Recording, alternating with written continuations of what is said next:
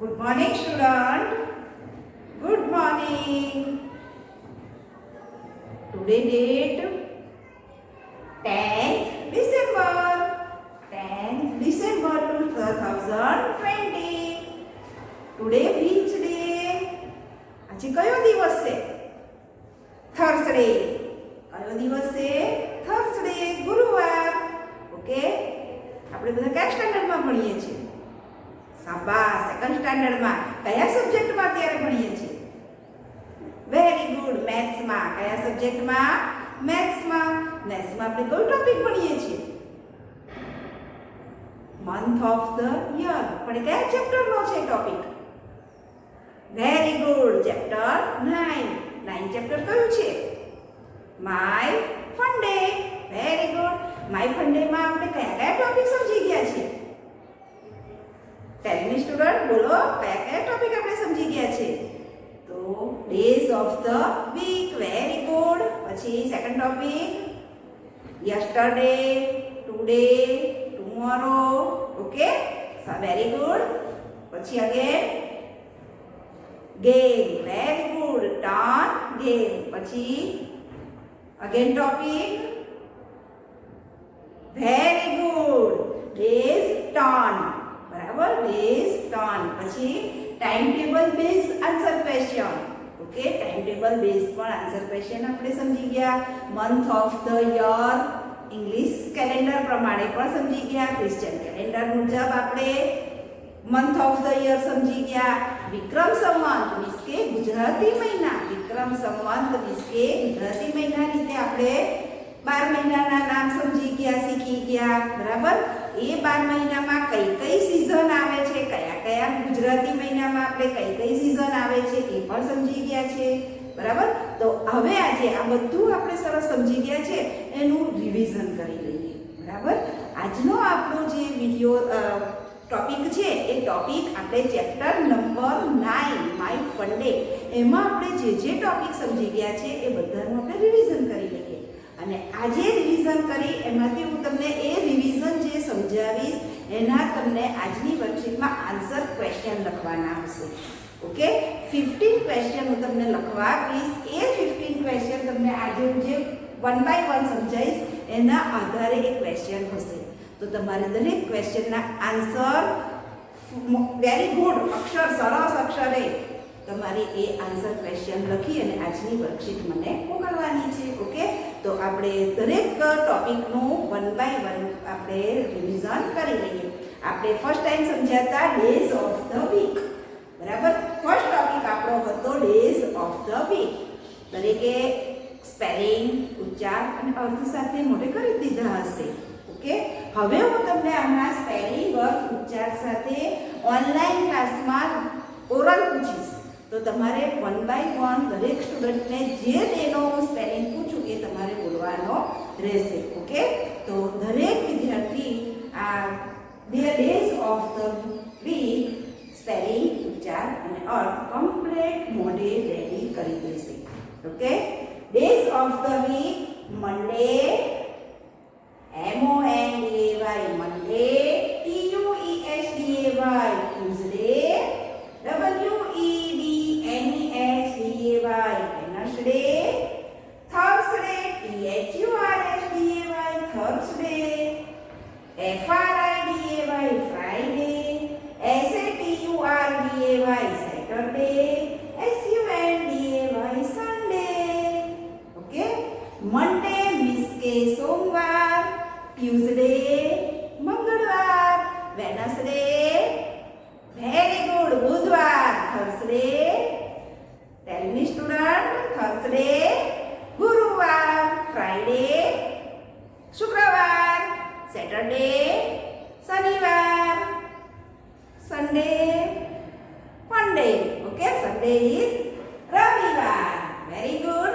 હવે આપણે આ જ વીકના નેમમાં તમને યસ્ટરડે, ટુમોરો, ટુડે એ પણ ટોપિક સમજ્યા હતા આપણે.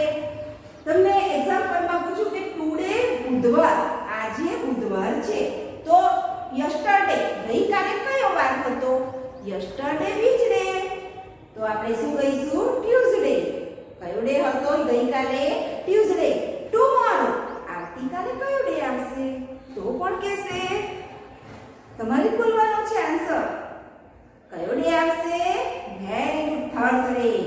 આજે ટુડે, આજે વેનસડે છે, તો ગઈકાલે યસ્ટરડે ટ્યુઝડે હતો. ટુમોરો આવતીકાલે થર્સડે આવશે. ઓકે, આજે તમે બધા આ વિડિયો જોશો. આજે ટુડે થર્સડે છે, તો yesterday which day? Wednesday. Yesterday Wednesday. Tomorrow આવતીકાલે કયો ડે આવશે? Very good, Friday. કયો આવશે? Friday. Okay, days of the week કેટલા છે? આપણા એક વીકના, એક અઠવાડિયાના દિવસો કેટલા છે? Very good, 7. કેટલા છે? 7 મીન્સ કે 7. આ ટોપિક આપણો ડેઝ ઓફ ધ વીક એ યસ્ટરડે, ટુમોરો અને યસ્ટરડે, ટુમોરો, ટુડે એ રીતે પણ આપણે કમ્પ્લીટ સમજી ગયા છે. ઓકે, હવે આ ટોપિકમાં આપણે અગેન ટોપિક શીખ્યા હતા કે ટુડે હોકી રમત હોય, વેનસડે કઈ રમત હોય, બરાબર? એ ટોપિક પણ આપણે સમજી ગયા છે. એના પણ તમને હું આન્સર ક્વેશ્ચન પૂછી શકું. ઓકે, તમને આ અગેન સમજાયેલા છે કે ટુડે મંડે છે. મંડે આપણે હોકી રમીએ છીએ, તો મંડે આપણે કઈ ગેમ રમીએ છીએ? તો હોકી. ઓકે, સન્ડે આપણે મોસ્ટ ઓફ કઈ ગેમ રમીએ? ક્રિકેટ. કઈ રમીએ છીએ? ક્રિકેટ. ઓકે, એ રીતે ગેમ વાઇઝ ક્વેશ્ચન હોય તો પણ તમે બધા જ સમજી ગયા છો. હવે ફર્સ્ટ બેન્ચીસ પર જ્યારે આપણો ટર્ન આવે છે બેસવાનો, એ પણ સમજી ગયા છે કે થર્સડે ગુરુવારે હેતલનો ટર્ન હતો, તો ફ્રાઈડે કોનો ટર્ન છે? એ પણ તમને જો ટેબલમાં જે પ્રમાણે નામ આપ્યા હોય એ પ્રમાણે તમને આન્સર ક્વેશ્ચન સમજી ગયા છો. ઓકે, અગેન ટોપિક આપણે સમજ્યા હતા time table. Time table base means કે આપણે મંડે થી સેટરડે સુધી 6 ડે આપણે ટાઈમ ટેબલ સ્કૂલમાં લઈ જવાનું. એમાં 4th પીરિયડ તો મેથ્સ, ઇંગ્લિશ, ઈવીએસ અને હિન્દી, એ 4 પીરિયડ આપણા કન્ટિન્યુ હતા. અને સેકન્ડ 2 પીરિયડ આપણા એ રીતે હતા, music, game, library, drawing. Okay, તો એ રીતે પણ તમે ટાઈમ ટેબલ ગોઠવતા સમજી ગયા હતા. તો આપણે આ આખો જ topic days of the week એ કમ્પ્લીટ સમજી ગયા છે. તો આના કોઈ પણ પ્રકારના આન્સર ક્વેશ્ચન હું તમને પૂછું તો તમે બધા સતત કરી શકશો ને? તમને આ જ ટોપિકની અંદર મેં એવી રીતે પણ કરી શકીશું આપણે કે મંડે તો સામે મંડે ટ્યુઝડેના સ્પેલિંગ લખ્યા હોય, તેની સામેના ઉચ્ચાર લખ્યા હોય તો મેચ કરવાના. ઓકે, પછી તમને મંડે ટ્યુઝડેના ઉચ્ચાર લખ્યા હોય, એની સામેના અર્થ ગુજરાતી વાર લખ્યા હોય તો એ મેચ કરવાના. એ પણ તમને આવડી જાય. પછી તમને અગેન આફ્ટર બિફોર ડે પૂછવામાં આવે તો પણ આવડી જાય. મંડે બિફોર કયો ડે આવે? મંડે બિફોર એ કયો ડે આવે? વેનસડે આફ્ટર કયો ડે આવે? એ પણ તમે સમજી શકો. ઓકે, આફ્ટર બિફોર ડે પણ આપણે સમજી ગયા છે. તો આ week days of the week એ તમારા દરેક માટે આ ટોપિક કમ્પ્લીટ તમે બધા જ સમજી ગયા છો. હવે આપણે સેકન્ડ ટોપિક સમજીએ, month of the year. Okay, okay, આપણો સેકન્ડ ટોપિક છે બેટા month of the year. Okay, month of the year એ પણ આપણે અગેન વર્કશીટોમાં, ક્લાસમાં બધે જ આપણે સમજી ગયા છે. તો કયા કયા આ મંથ આપણા એક 1 યરમાં છે? Okay, January, February, March, April, May, June, July, August, September, October, November, December.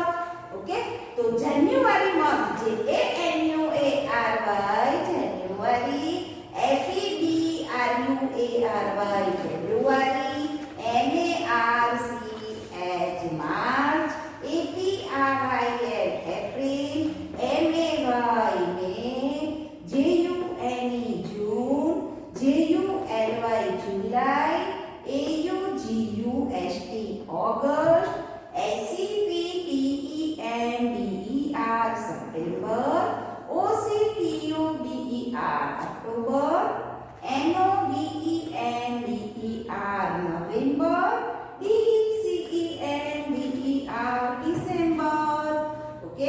આપણે ક્રિશ્ચિયન કેલેન્ડર અંગ્રેજી મહિના ઈસવી સન મુજબ આપણે આ 12 મંથ સમજ્યા હતા. દરેક મંથના ડે કેટલા છે એ પણ આપણે સમજી ગયા હતા. ઓકે, જાન્યુઆરી મહિનામાં તો 31st ડે, ફેબ્રુઆરી મહિનામાં 28/29 બરાબર. ઓકે, 28 અથવા 29 દિવસ. માર્ચમાં 31st, એપ્રિલમાં 30, મેમાં 31st, જૂનમાં 30, જુલાઈમાં 31st, ઓગસ્ટમાં પણ 31st, સપ્ટેમ્બરમાં 30, ઓક્ટોબરમાં 31st, નવેમ્બરમાં 30 અને ડિસેમ્બરમાં 31st. ઓકે, એટલે આપણે દરેક મહિનામાં કેટલા ડે છે એ પણ સમજી ગયા હતા. અગેન આપણે ગુજરાતી મહિના સમજ્યા હતા. ઓકે, તો ગુજરાતી મહિના કયા કયા હતા એ પણ આપણે સમજી ગયા છે. તો આપણે આગળનો ટોપિક જોઈએ, ગુજરાતી મહિના. Okay okay student, third topic આપણો છે ગુજરાતી મહિના. ગુજરાતી મહિના આપણે કયા કયા સમજ્યા હતા? ઓનલાઈન ક્લાસમાં આપણે સમજ્યા હતા ને ગુજરાતી મહિના. કયા કયા સમજ્યા હતા બેટા? બોલો. પહેલી, ઓકે, કારતક, મક્ષર, પોષ, મહા, ફાગણ, ચૈત્ર, વૈશાખ, જેઠ, અષાઢ, શ્રાવણ, ભાદરવો, આસો. ઓકે, આપણે આ 12 ગુજરાતી મહિના પણ સમજ્યા હતા. પછી મેં તમને એક નવું સમજાવ્યું કે ગુજરાતી મહિનામાં કયા કયા મંથમાં કઈ કઈ સીઝન ઋતુ હોય છે. ઓકે, તો આજે આપણે આ એક ચાર્ટમાં સમજીએ કે શિયાળો, એ શિયાળો મીન્સ કે વિન્ટર. કઈ સીઝન છે આ? વિન્ટર. વિન્ટર મીન્સ કે શિયાળો. તો શિયાળો કયા કયા મહિનામાં હોય છે એ મેં તમને આગળ સમજાવી દીધું છે. કોણ બોલશે? વેરી ગુડ, બોલો. કારતક, મક્ષર, પોષ, મહા. કારતક, મક્ષર, પોષ, મહા. આ 4 મંથ એ કઈ સીઝન હોય છે આપણી બેટા? વિન્ટર. વિન્ટર મીન્સ કે શિયાળો. શિયાળામાં શું લાગે? તો શિયાળામાં ખૂબ ઠંડી પડે. લોકો કેવા કપડાં પહેરે?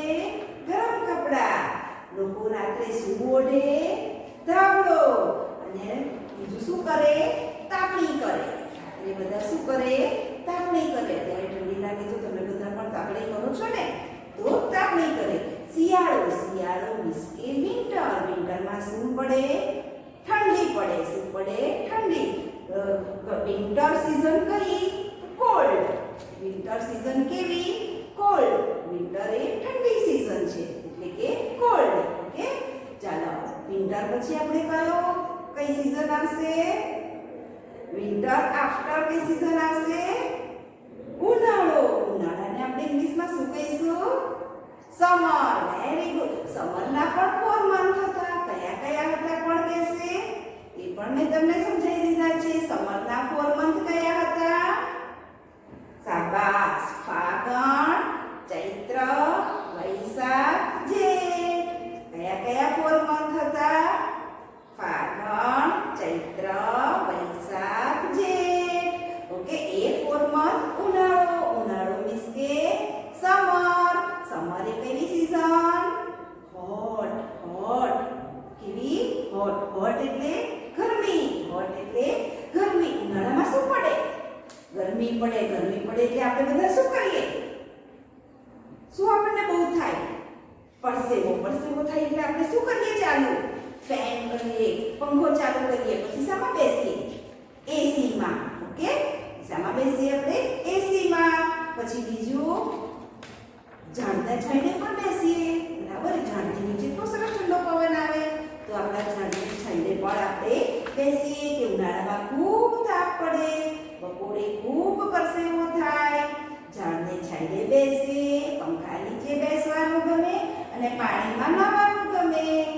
બરાબર, આપણે સમરમાં દિવસમાં કેટલી વખત? 2 થી 3 વખત આપણે નહીએ છીએ ને. સવારે નહીને સ્કૂલમાં આવીએ, પછી સ્કૂલમાંથી ઘેર જઈએ તો પણ આપણે તૈયારીમાં નહીએ અને સાંજે સૂતી ઘડીએ પણ આપણે નહીએ છીએ.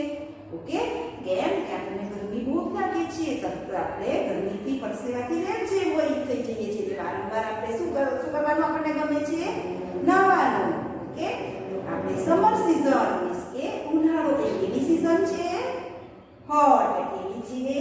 કોટ.